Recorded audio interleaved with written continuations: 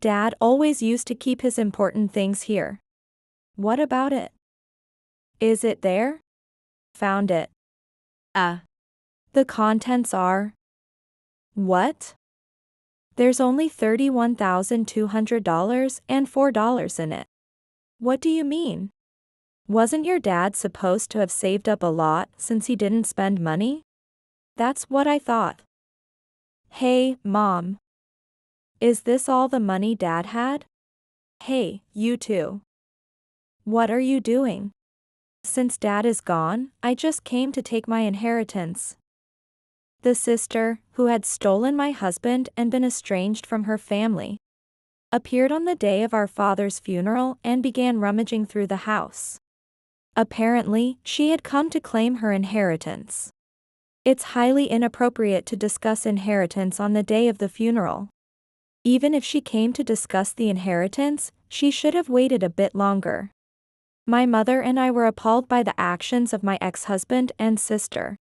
But the sister, unconcerned about us, proceeded with the conversation on her own. Dad's money isn't just in this passbook, right? There must be more, isn't there? Yes, there is. All in all, it seems to total about $200,000. $200,000. That's a decent amount. But wait. Mom, you're 78 years old, right? Do you really need that much money? This house and land should be enough. You could sell the farmland and live off that, right? We don't need any more money, do we? And you have plenty of income, right?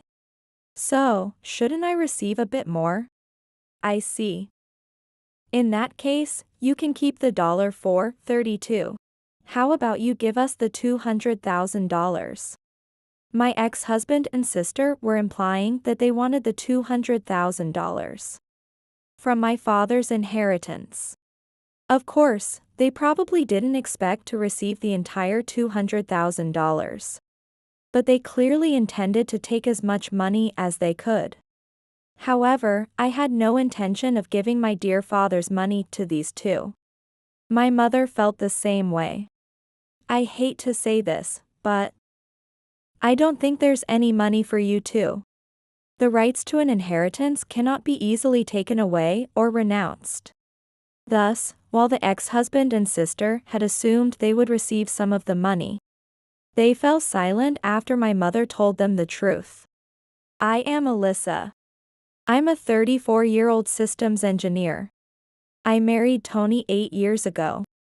And now we live as a family of 4 with our 7-year-old son Kevin and 4-year-old son Eric. We live a typical life that seems ordinary. But I never imagined I could have such a life until I met my husband. During my student days, I was focused on my studies and was the type who had few friends. I used to wander around the university looking for an empty classroom to eat lunch. And if there was a sudden cancellation of classes, I, having no friends, would only find out after arriving at the university, a typical loner move. After graduating from university and starting my career, the chances of making friends decreased even more. I would talk normally with my colleagues and eat lunch with them, but I wouldn't meet them in my private time. However, about a year after joining the company, there was a sudden shortage of people for a group dating event. Because someone had dropped out, and I was hastily asked to join. I knew I was just there to make up the numbers. And I didn't expect to enjoy myself in a setting with people I didn't know. But having never participated in a group dating event before, I decided to go with a light heart, thinking that it was all an experience. That's where I met my husband. Are you also a systems engineer, Alyssa? What kind of work do you handle? I'm not very smart, so I might not understand even if you explain your job to me. Why are you sitting alone in this corner? Your drink seems low. Shall I order something for you? Unsure of what to do at the unfamiliar group dating event, and just trying to blend in and enjoy the atmosphere, my husband moved to sit next to me. It seemed he was the type to talk to various people regardless of gender, and it was my turn next. He bombarded me with questions in a rapid-fire manner. Huh? Yes. I became completely flustered, showing my social awkwardness. It wouldn't be fun for anyone to deal with such a person.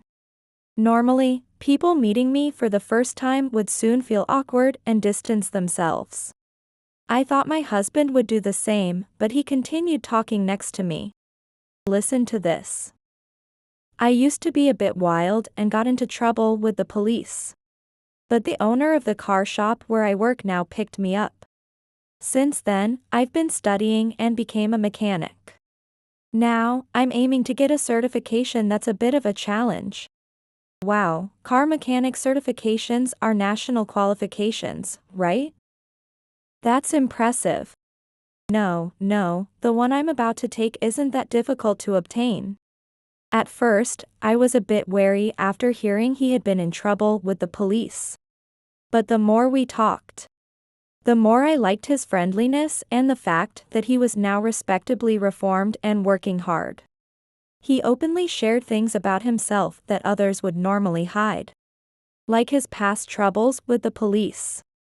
This was something I couldn't do. If I could have been open about my negative aspects like my husband, maybe I wouldn't have spent my student days alone. I went beyond just being impressed and felt something akin to respect as I listened to him talk. Holding a glass in my hand. Just as I felt I had never met anyone like my husband before, he seemed to feel the same about me. Probably, people like my husband, who have high social skills, often gather together. So there wouldn't have been many interactions with someone with low social skills like me. Our mutual interest led to more meetings after the group dating event. And I let myself go with the flow he created, which eventually led to us dating. 3 years later, at the age of 26, we got married. It was surprising to me that I, who had been a loner, would get married so quickly. Not only was I surprised, but my parents were too. I thought you would never get married. This child isn't good at interacting with people. So I know it can be frustrating to be around him, but please bear with me. When I went to greet my husband and parents about our marriage, my father Sean and my mother Hillary, with laughter, threw some sharp words our way. They don't usually say such things, so it must have been their joy overflowing. Despite their own emotions not being well controlled, my husband quickly connected with them due to his usual high communication skills. Wow, I was surprised by the size of the house. I was so nervous when I entered, I thought my heart was going to jump out of my mouth. You must have gone through a lot over the years. Not really. We've been farmers from way back. So both the fields and the house were handed down to us. That's why I work the fields, and the house is just unnecessarily big and old. Well, there are a lot of us country farmers around. Don't you ever repair or rebuild the house? We really dislike hassle. We don't desire luxury. So as long as the house is livable, that's enough for us, and we only do the minimum repairs. Neither Dad nor Mom really have any desires. They only drive a light truck for work, eat what they grow in the fields. Only buy work clothes, and because they have the fields, they don't travel. It's surprising how little money they spend. Tony works in a car shop, why not buy them a nice car? Hey, what are you saying? It's not so easy to just change cars. No. Alyssa is right, we really haven't spent much money. So maybe it's not bad to indulge occasionally. Plus, if I buy a car from Tony, it'll boost his standing at the shop, right? That's true, but I would feel too guilty if you bought a car just for that reason. If I buy a car, I'll eventually stop using it, and then I can just give it to you guys. Don't worry about it being a waste. What was supposed to be a marriage greeting somehow turned into my father discussing buying a car. I think it was a runaway train of happiness from my father being pleased about my marriage. However, since my parents really hadn't spent much money before, I think they meant it when they said indulging occasionally wouldn't be a bad idea. While the conversation during the marriage greeting veered off track, the marriage went through without a hitch. After buying the car from my husband, my father took up driving as a hobby and started driving into town even when there was no particular need. He occasionally calls my husband to ask about car-related things. So it seems their relationship is good. I thought my mother might be troubled by my father going out by himself in the car. But it turns out she's happy about it because she can send him shopping and enjoys the house to herself when he's out. I hoped our peaceful life would continue without any issues. But there was one thing that worried me. Sure enough, that worry began to disturb my peaceful life. A year after our marriage, I was pregnant with our first son and had taken a break from work. During the time when my belly was big and it was hard to move around, there was a person sprawled lazily on the house sofa. Being pregnant, I couldn't help but feel irritated by this person. Hey, big sister. It's fine if you come over, but aren't you lounging around too much? Who do you think will clean up after you leave? Yes, I know. After my husband and I started our married life, my sister Megan, who lived nearby, began visiting our house frequently. More accurately, she wasn't so much visiting as she was just lounging around. She would bring snacks from the kitchen, lie down on the living room sofa, and eat crisply while watching TV. My sister probably thinks of our house as her own home. When I pointed this out, Megan slowly lifted herself from the sofa and began wiping the table scattered with snack crumbs with a cloth. I'm thirsty. Bring me some juice. Aside from when she's being reprimanded, my sister shows no intention of heeding any advice. Moreover, anything I reprimand her about seems to be forgotten after she takes 3 steps. So I need to repeat the same warnings multiple times. Thus, she seems to have completely forgotten that I told her to get her own juice. I went to the kitchen, mindful of my belly, to get juice for my sister. I've always been pushed around by her. I've been a serious person who focused only on studies since I was a student. Whereas my sister is a free spirit, quite the opposite of me. My sister is 2 years older than me, and when I was pregnant with my first son, she was 29 and working as a clerk in an apparel store. She had continued working at the same store she started at as a part-time job during college. Her workplace has an incentive system, and just like my husband, my sister, who also has high communication skills, seemed to find her calling as a shop clerk. She is always among the top performers and seems to be earning a decent salary. Also, because she can live independently and is pretty and charming, she often attracts attention and doesn't seem in a hurry to marry. That's why, on her days off, she has the leisure to come over and laze around. I'm home. Welcome back, Tony.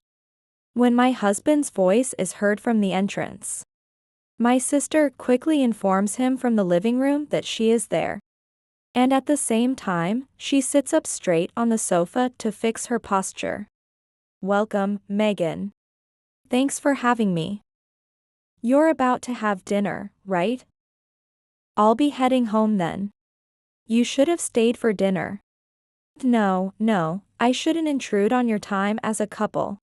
As my husband entered the living room, my sister quickly finished her greeting and left the house. Her polite demeanor and the way she conducted herself were like those of a different person from the one who had been lying on the sofa.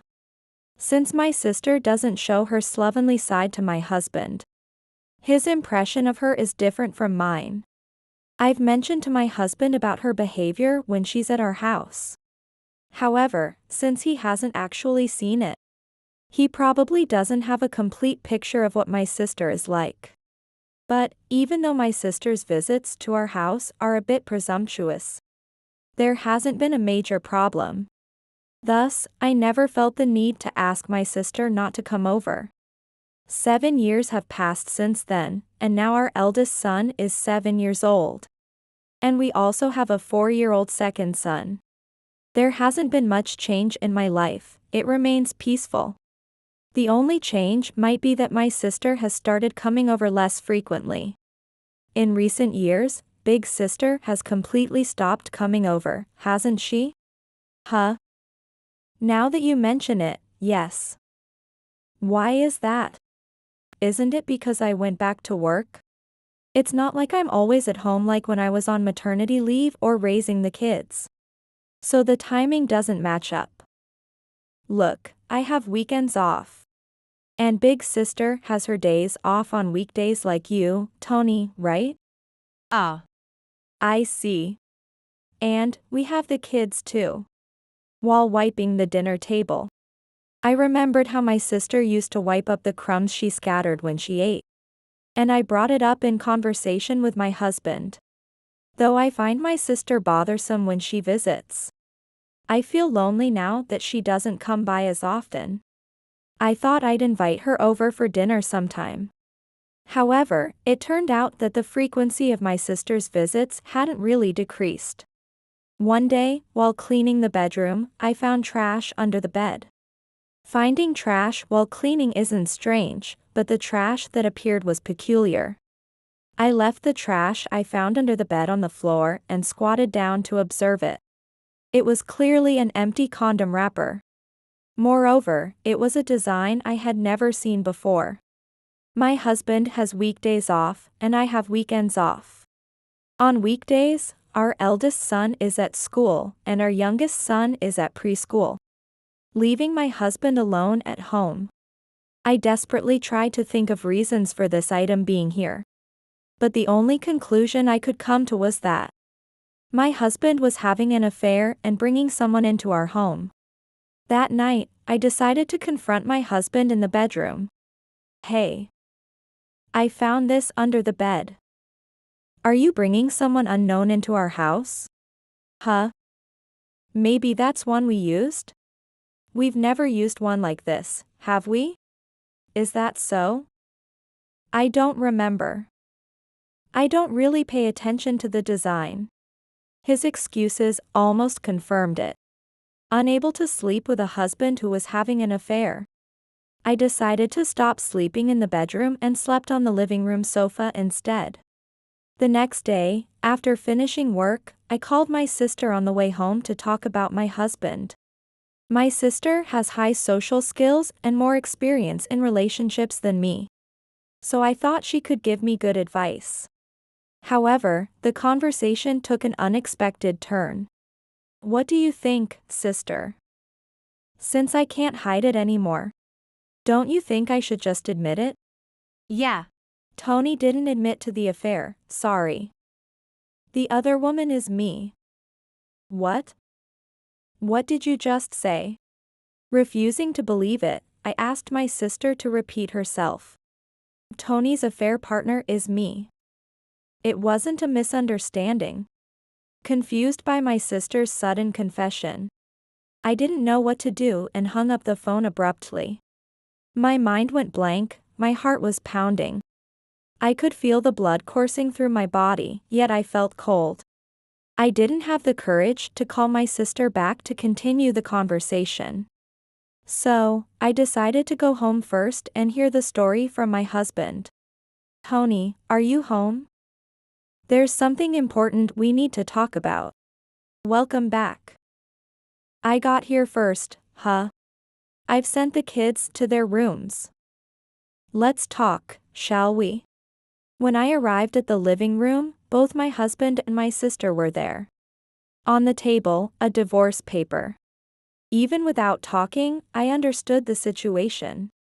So, my sister is your affair partner, and Tony, you plan to divorce me and remarry her. Ah. You're quick to understand, which helps. It's been about 3 years, since around the time Eric was born. We want to get married soon. Sorry, but can we get a divorce? What choice do I have now? Knowing about you too. Things can't go back to how they were. So, you'll agree to the divorce? Good. I was worried it might get messy. See? I told you she wouldn't make a fuss. She doesn't have the guts to fight.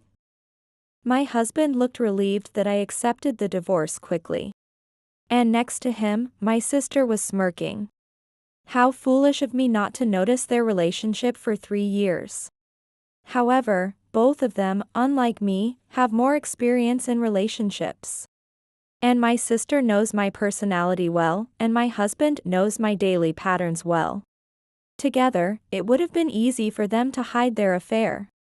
Probably, the trash under the bed was deliberately placed by my sister to create this situation. Given that my husband initially denied the affair and now looked relieved, I think he wasn't informed about this strategy. My sister, impatient about the marriage, must have acted on her own. As someone who's not good at confrontation, I couldn't immediately think of any retorts to them, and I could only feel anger looking at their faces. Here, just sign this. Unable to say anything, my sister handed me the divorce papers. Even after all this, I couldn't respond, and tears started to well up in my eyes. Not wanting to be seen crying, I snatched the divorce papers from my sister and quickly left the house. After that, the divorce was finalized quickly. I took the kids and returned to my parents' home. What? Tony did? What a thing to do. That Megan, what is she thinking? Naturally, my parents were furious. I'm really sorry that it came to this. But we're serious. My father called them over and yelled at them, but it seemed to have no effect. Their resolve seemed firm, but it could also be an act just to calm the situation. Even if they were serious, an affair is still an affair. Realizing that their words lacked sincerity, my father decided to cut ties with my sister. Also, he returned the car that was bought during our marriage to my husband. It seemed like a severance to prevent them from relying on us if they ever faced financial difficulties. My ex-husband and sister were pleased with their unexpected gain, and kept their promise to my father by never showing up or contacting us again. I ended up living with my children at my parents' home. Since I can't commute from my parents' home, I decided to change jobs. The new workplace is about an hour-and-a-half drive from my parents' house. So it's quite a challenge. However, working as a system engineer while raising children is tough. So I have to rely on my parents for childcare. Therefore, a bit of inconvenience for me is bearable. Mom, is dinner good today? I picked the eggplants we're eating. And I picked these bell peppers. I was worried that the divorce would significantly change the kids' lives. But that seems to be no issue. The kids are getting along well with my parents and enjoy helping with the farming. The parents appreciate the kids helping with the work. Despite the major incident of being betrayed by my ex-husband and sister, it seems I've managed to regain a peaceful life. This peaceful life continued without issues for 15 years. But it was disrupted again by those two when my father passed away at the age of 80. My sister did not show up at the funeral. Since we've cut ties, it's no problem if she doesn't come. However, after the ceremony was over and we returned home, my ex-husband and sister were waiting in front of the house. Finally, you're back. Geez, we've been tired of waiting. Let us in already. Standing around has exhausted us. Both were dressed casually, not at all appearing as if they had come for a funeral. Grinning, the two of them approached my mother and me. I had a bad feeling about this. However, there was a chance they came to offer incense for my father. Reluctantly, my mother and I decided to let my ex-husband and sister into the house. It's been a long time since I've been back. 15 years, huh? Tony, this way. As they entered, my sister boldly walked deeper into the house, and my ex-husband followed her. My mother and I regretted letting them in almost immediately and followed them hesitantly. Dad always used to keep his important things here. What about it? Is it there? Found it. The contents are... What? There's only $31,200 and $4.32 in it. What do you mean? Wasn't your dad supposed to have saved up a lot since he didn't spend money? That's what I thought. Hey, Mom. Is this all the money Dad had?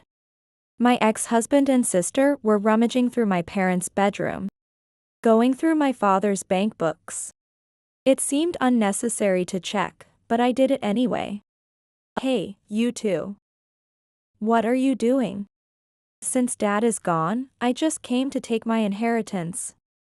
My mother and I both sighed simultaneously. The expression on my ex-husband's face as he peered into the bank book bore no resemblance to his serious demeanor from 15 years ago. He looked completely frivolous now, and his actions were outrageous. It's unthinkable that my former husband would have come to discuss inheritance on the day of the funeral. He would have at least waited until after the month memorial in the past. It appears that over these 15 years, under my sister's bad influence, he reverted to his reckless younger days. Moreover, my sister, as always, was desperate about money and kept pushing the conversation forward regardless of our dismay.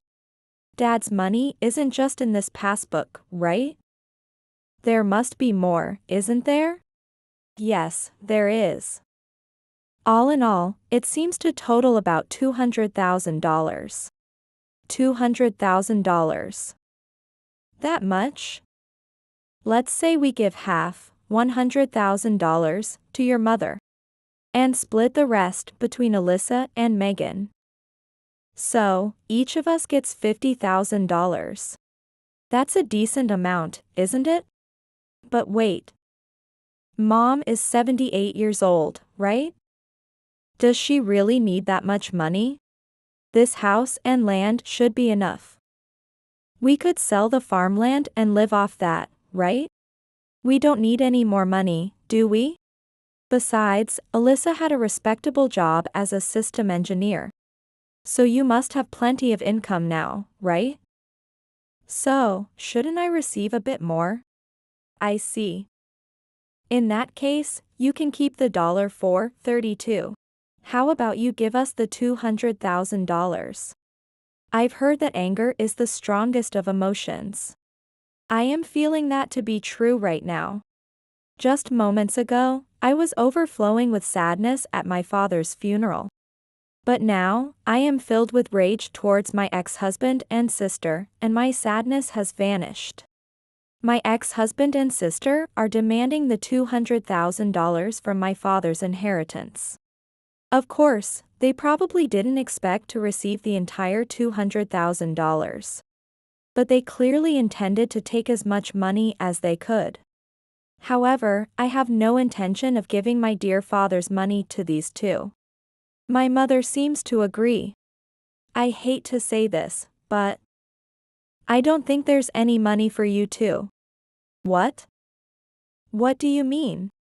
Although I was manipulated by them 15 years ago, it looks like I can turn the tables on them this time. After hearing my mother's words, my ex-husband and sister looked at each other. After a few seconds of silence, their laughter broke the quiet. What's that? Are you saying I don't have the right to inherit Dad's money? Even if Megan was cut off, she is still the eldest daughter of this house. You can't just deny her inheritance. Exactly. Even if the will says not to give me any money, I'll still claim my mandatory share. Unfortunately, you can't just take away someone's right to inheritance. My ex-husband and sister laughed triumphantly, convinced they wouldn't be stopped by my mother and me. Indeed, my sister is entitled to a mandatory share of the estate. Focusing solely on the money left by my father, my sister has the right to at least receive $50,000. The mandatory share takes precedence over the will. Therefore, even if the will stated that my sister should not receive a penny, if she disagrees with its contents, she can claim $50,000. Moreover, as my ex-husband said, it is legally very difficult to arbitrarily take away or make my sister renounce her mandatory share. But, my mother and I already knew this. The will has yet to be verified, so we don't know exactly what Dad wrote yet. But I think it probably doesn't say to not give my sister a single penny. If she wants to claim her mandatory share, she should go ahead. And how do you plan to stop me from getting the money? Don't be stubborn. $200,000, no, even $100,000 is fine. Just hand it over willingly. It seems that my mother has finally reached her limit. With the increasingly despicable expressions of my ex-husband and sister, I decide to confront them with a critical piece of information I've been holding back. Kevin and Eric have become Dad's adopted sons. My ex-husband and sister, who are usually well-versed in matters of inheritance, seem to grasp the situation from just this one sentence from my mother. They look at each other and then fall silent. I suppose they are frantically recalculating their potential inheritance and reassessing the situation. However, there are parts they might not understand after being estranged for 15 years. So I'll take over from my mother and explain. Kevin and Eric have been helping out with Dad and Mom's farm work ever since they came here. Kevin is graduating from university this year, but he plans to become a farmer here instead of finding a job. Eric is still a sophomore in college, but he intends to be a farmer after he graduates, just like Kevin. Does that mean they're taking over the family business? Exactly. To facilitate this, it would be cumbersome for my mom and me to inherit the land and money, and then pass it on to the boys, dealing with all the rights transfers and taxes, right? That's why, a few years ago, Kevin and Eric became Dad's adopted sons so they could directly inherit Dad's land. I'm not sure how the land is divided without checking the will, though. He disliked complicated matters. He said this method was clear and best. Kevin and Eric plan to be farmers, and since Alyssa is divorced, her last name hasn't changed. Becoming adopted sons didn't change their lives because Alyssa continued to live with them and remained their guardian. They agreed to this since it brought no change to their lives. So, if the two kids are adopted, that means Dad had 4 children. If we split $100,000 among 4, that's $25,000 each. It's halved. Well, getting $25,000 is still good. I still think it's impressive how my ex-husband can turn negative situations into something positive. However, I have no intention of just handing over that $25,000. Sis, you guys got a car from Dad, right? And it was a pretty good one at that. Doesn't that count as an advance on the inheritance? Upon hearing this, my ex-husband and sister exchange looks and fall silent again. It seems they are aware of what advancement on inheritance means. Advancement on inheritance is considered when a person has received a significant amount of money, expensive land, or buildings from the deceased during their lifetime, to prevent unfairness among the other heirs. This includes gifts like cars. This means that the car received by my sister can be considered as an advancement of the inheritance, and its value can be deducted from what she receives in the inheritance. The car Dad gave you was the one we bought a year before we divorced, right? It was the one you suggested we buy when we sold the old car at the 3rd inspection. After using it for 7 years and buying it before we got married. How much was that car? It was new for $30,000. And how much would it be worth if sold after a year? If it's new and only a year old, it depreciates about 30%, so about $21,000. So, from the $25,000, we deduct $21,000, which means you guys would receive $4,000. What? Only $4,000? $4,000 is still a significant amount. However, when they expected to receive part of $200,000 and end up with only $4,000, their shock is understandable. Hearing that they would receive only $4,000, my ex-husband and sister suddenly start to panic. Hey, can't we get $50,000? Or even just $25,000? Please, we really need the money. Why do you need so much money? I used to work in apparel, right? You always bragged about your good performance and decent salary. But, after turning mid-30s, well, my appearance changed, you know? And my performance started to decline. That led to a decrease in my salary. So I switched jobs, but that didn't work out, and now I'm working part-time at a supermarket. I see. You relied on your youth and looks and didn't develop any skills. So when you tried to find a new job, there weren't good conditions available. Well, in this day and age, being mid-30s with no skills is tough. But Tony has skills, right? You should have some income. That's the thing. The boss found out about my remarriage plans and got mad. After that, I couldn't focus on work, and he kicked me out. Seeing how irresponsible and nonsensical you've become, I can imagine. The boss who helped you turn your life around was repaid with betrayal. After all the help you've received over the years, getting kicked out means you can't even complain about unfair dismissal. So I moved to another company. But it seems the old boss was quite generous with my salary. When I changed jobs, my salary dropped significantly. On top of that, I paid the compensation for our divorce in one lump sum. And I've been paying child support, right?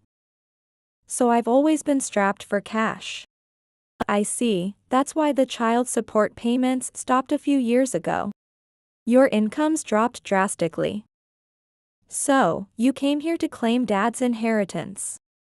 Being overly familiar with legal terms like mandatory shares and special benefits was in preparation in case we refused to pass on dad's inheritance. I'm sorry. I'm barely making ends meet even with the child support payments. It's okay. I know that claiming unpaid child support rarely resolves anything. Besides, once the boys became dad's adopted children, you were no longer required to pay child support. As they realize they will only receive $4,000, my ex-husband and sister's spirits sink even further. They had clearly been counting on a substantial portion of dad's estate. The two of them now sit dejectedly, staring at the floor. However, it seems my sister is gradually beginning to harbor an unreasonable anger towards my ex-husband. This is your fault. What? If you had earned more, we wouldn't have had to come back here to face this humiliation. The lack of money is because you, just like when you were young, spend extravagantly on clothes and whatnot. If you managed your money better, our lives would be a bit easier. Are you saying this is my fault? You lied about the boss planning to let you take over the company. Turns out you were just leeching off him. You said you loved me regardless of my income. That's definitely a lie. I was fooled by your lies. What? It was a lie? Then I was fooled by your lies too. My ex-husband and sister began bickering like children, accusing each other of deception. From my point of view, both are equally at fault. There are no signs of the children inside the house. They probably went to check on the fields since they couldn't during the funeral all day. I decide to kick out my ex-husband and sister before the children return. Please take that argument back to your own home. Wait, please. Is there any way we can work something out with the money? $4,000 is too little. We need at least $25,000. Facing the pleading pair, I cross my arms and glare at them in silence. Realizing that persuading me is futile, my ex-husband and sister dejectedly walk out of the house. With that, it's unlikely they will come to this house again. My ex-husband and sister ended up receiving only a small part of my father's inheritance and continued their previous lifestyle. My ex-husband works as a mechanic in a small company. And although my sister is only working part-time, she does have a job. Thus, it's not that they can't make a living at all. However, the average monthly salary for a mechanic with vocational training is about $1,700. My ex-husband, although he has vocational training and is over 50, probably earns about $2,000. Still, I believe he is working for a relatively low salary.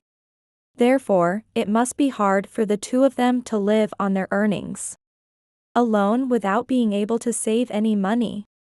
The fact that they don't have any children between them is likely due to these financial circumstances.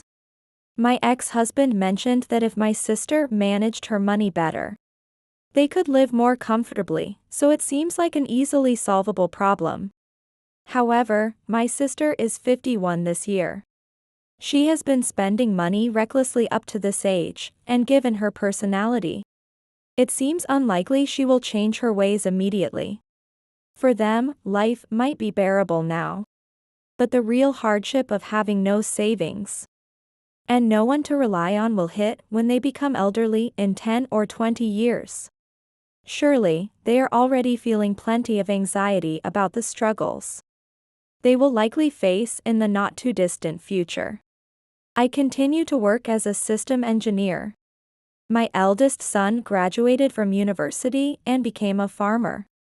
My younger son is still in university, so he is helping out with his brother's work.